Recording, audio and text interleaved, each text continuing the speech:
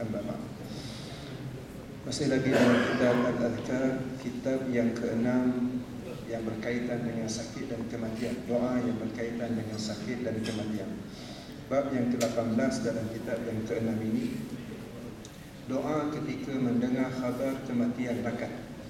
Kita dengar orang mati, apa yang kita nak sebut?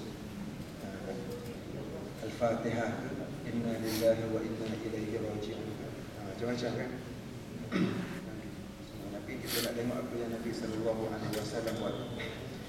Kami riwayatkan dalam kitab Ibn Sunni dari Ibn Abbas radhiyallahu ta'ala anhu, dia berkata Rasulullah SAW bersabda, al-mautu faza' fa idza balagha ahadakum wafatu akhihi falyaqul inna lillahi wa inna ilaihi raji'un wa inna ila rabbina lamunqalibun Allahumma aktubhu indaka fil muhsinin waj'al kitabahu fi 'illiyyin wakhlufhu fi ahlihi fil ghabirin wa la tahrimna ajrahu wa la taftinna ba'dah.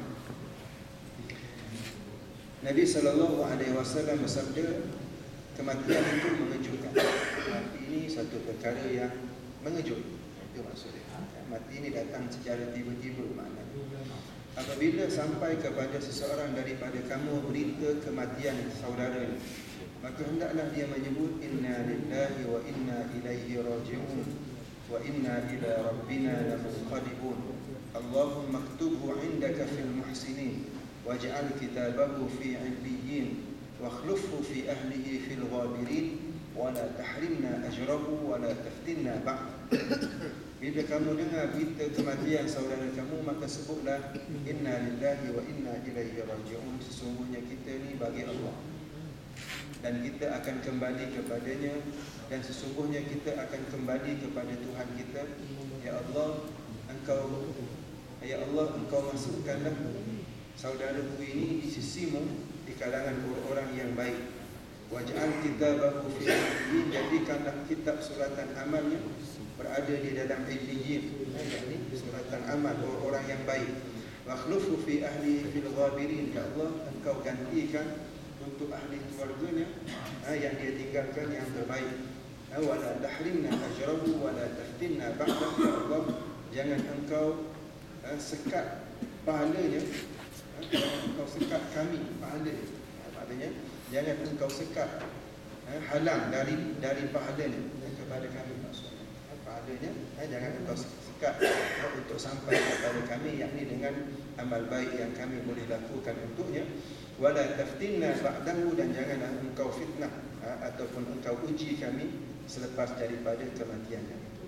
Dan itu antara yang kita boleh sebut apabila kita dengar kematian saudara kita. Paling kurang kita sebut inna lillahi wa inna ilaihi raji'un. Al-Fatihah boleh tak? Ya, tak ada masalah kita nak sebut Al-Fatihah. Dengan harapan bila kita baca Al-Fatihah tersebut, kita niatkan pahala bacaan itu untuk hadiahkan kepada orang yang meninggal. Bab yang ke-19, doa ketika mendengar khabar kematian musuh Islam. Bila kita dengar orang yang mati itu pula orang yang memusuhi Islam, apa yang kita perlu sebut?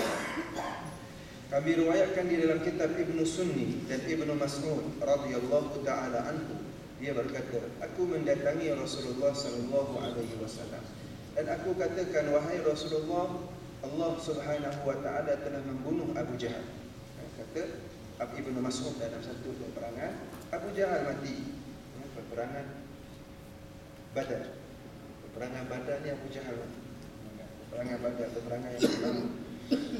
Datang Ibn Mas'ud beritahu kepada Rasulullah, wahai Rasulullah, Abu Jahal mati. Abu Jahal telah mati. Baginda bersabda, alhamdulillahilladzi nasara 'abdan wa a'azza dinah. Segala puji bagi Allah yang telah menolong hamba-Nya dan telah memperteguhkan agama. Kalau orang itu memusuhi Islam, bila kita dengar berita kematiannya, dan dia memang memusuhi Islam secara jelas, kita boleh baca apa yang dibacakan oleh baginda Nabi sallallahu alaihi wasallam. Bab yang ke-20, haram meratapi orang yang mati dan berseru dengan seruan jahiliyah. Haram kita meratapi, menangis, mengeluarkan air mata, tak mengapa. Tapi menangis sambil meratapi itu adalah perkara yang haram. Menangis macam mana siapa nak jaga aku kalau mati, semua adalah perkara perbuatan yang haram. Tak boleh.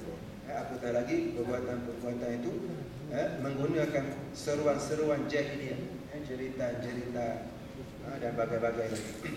Seluruh ulama sepakat akan haramnya meratap dan berseru dengan seruan jahiliyah serta berdoa dengan doa kecelakaan dan kehancuran ketika mendapat musibah. Matilah kami, susahlah kami, hidup kami, bila engkau mati, macam-macam lagi dah dapat. Itu semua adalah perbuatan yang haram. Macam mana tak boleh hiduplah kami? Siapa yang menghidupkan? Orang yang mati itu ke Allah Ta'ala yang menghidupkan? Yang mati itu pun Allah Ta'ala yang hidupkan. Maknanya haram kita meratapi sampai perkara yang seperti itu.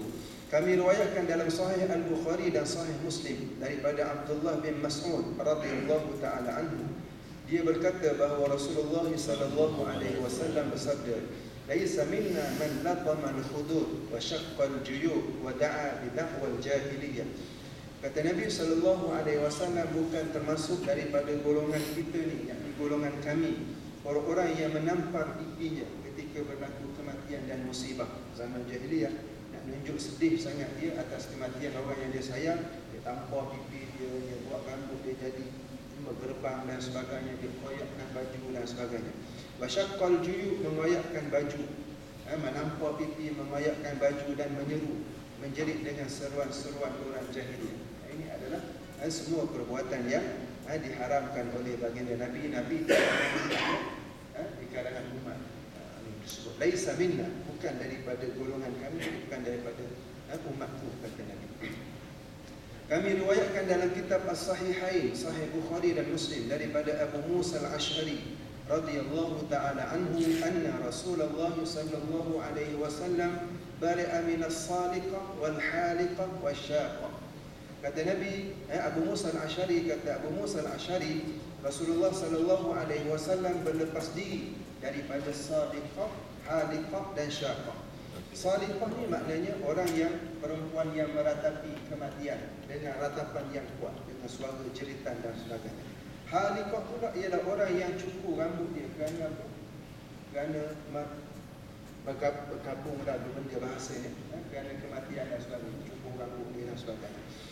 Dan perempuan yang mengoyak-ngoyakkan pakaian ketika ditimpa musibah dan kematian. Semua ini adalah perbuatan yang diharamkan menurut kesepakatan para ulama.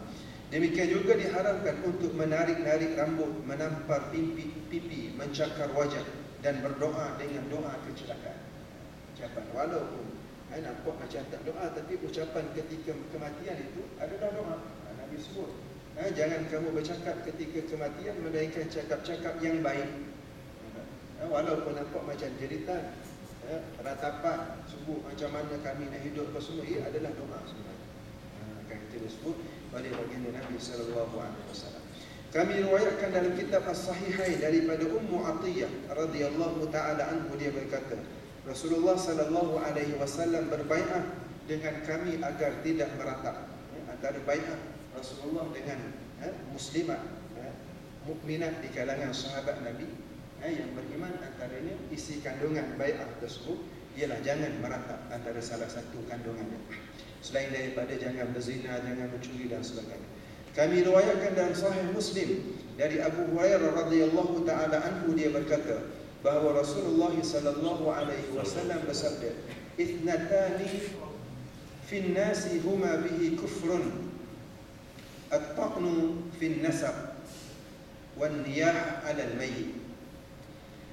Kata Nabi sallallahu alaihi wasallam, dua perkara yang berlaku di kalangan manusia. Dua perkara ini ada unsur-unsur kekufuran. Kata Nabi, ada unsur-unsur kekufuran. Pertama, at-ta'nu fin nasab, mencela keturunan. Mencela keturunan, kata keturunan ini bukan keturunan yang baik dan sebagainya. Dan bagai-bagai lagi lah. Wan niyah, dan meratapi orang yang mati.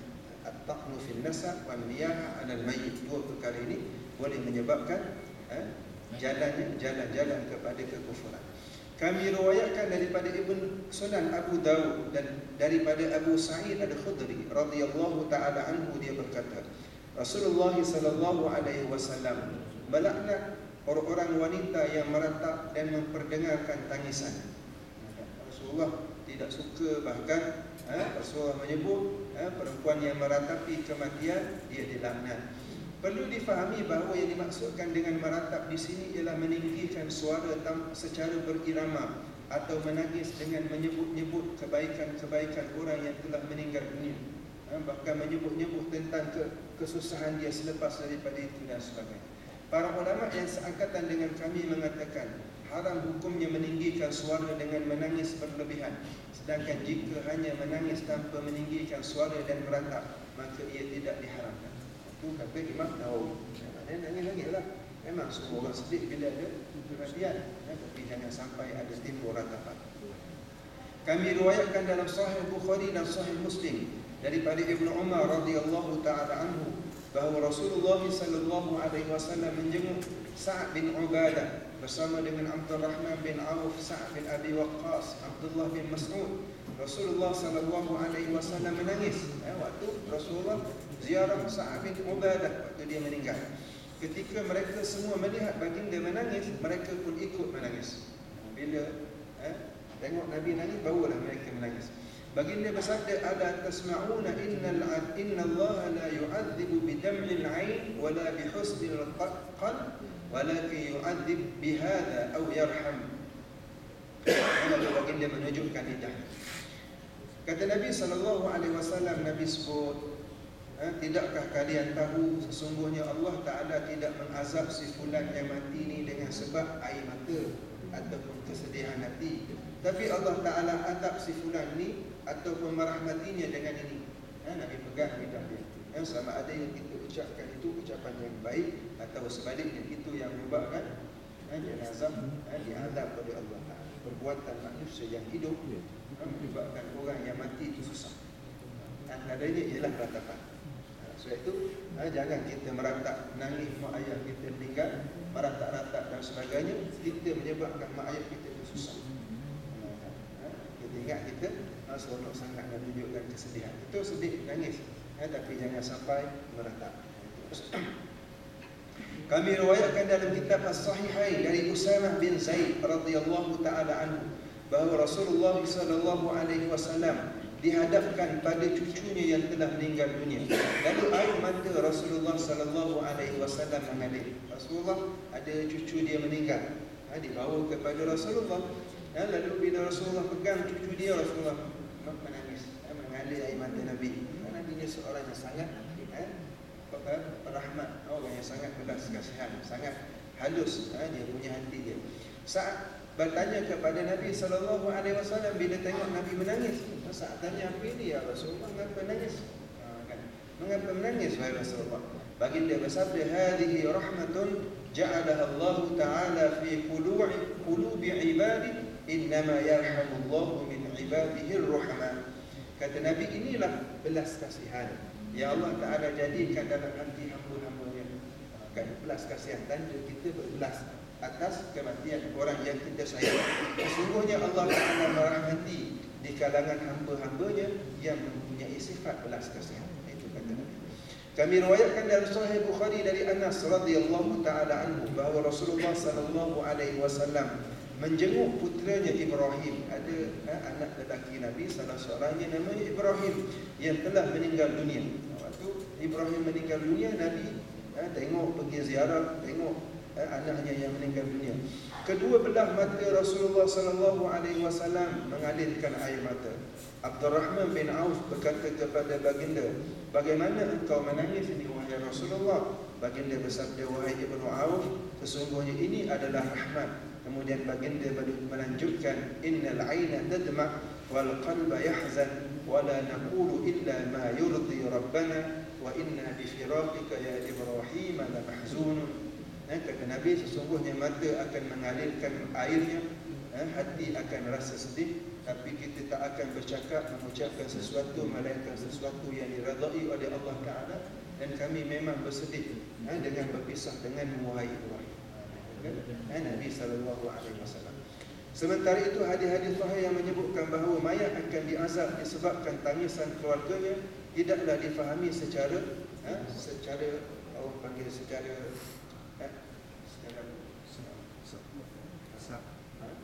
selapis, bukan boleh difaham secara selapis. Para ulama berbeza pendapat dalam menafsirkannya. Yang paling benar, wallahu a'lam, kata Imam Nawawi, bahawa hadis tersebut ditujukan untuk orang yang menjadi sebab atas tangisan itu berpesan sebelum kematiannya, atau sebab-sebab yang lain yang telah sebutkan. Antara tangisan itu kerana pesan. Kamu kalau aku mati, umpah orang tu supaya nangis atas kematian. Ini ada budaya-budaya jahiliah dahulu. Tangisan ini adalah haram. Termasuk juga tangisan yang disertai dengan ratapan tadi. Permasalahan ini secara keseluruhan atau sebahagian besar telah saya kaji secara saksama dalam kitab Al-Janaiz, dalam kitab Syarhul Muhadzab. Imam Nawawi ni ada kitab syarah kepada Muhadzab, iaitulah kitab yang besar. Itu nama dia. Kitab tu Imam Nawawi tak habis nak syarah kitab fiqh tersebut, disyarah oleh dua orang ulama pula lepas pada selepas kematian Al-Imam An-Nawawi rahimahullah. Wallahu ta'ala alam. Para ulama yang seakatan dengan kami mengatakan boleh menangis sebelum atau setelah kematian, namun sebelumnya lebih baik. Ada hadis sahih yang berbunyi, fa idza wajabat fala tabkiyanna bakiyah, apabila kematian telah datang maka janganlah lagi menangis. Imam Syafi'i menegaskan bahawa hukum menangis setelah kematian adalah makruh tanzih, bukan haram. Hukumnya makruh sahaja. Hadis tersebut difahami dengan larangan makruh.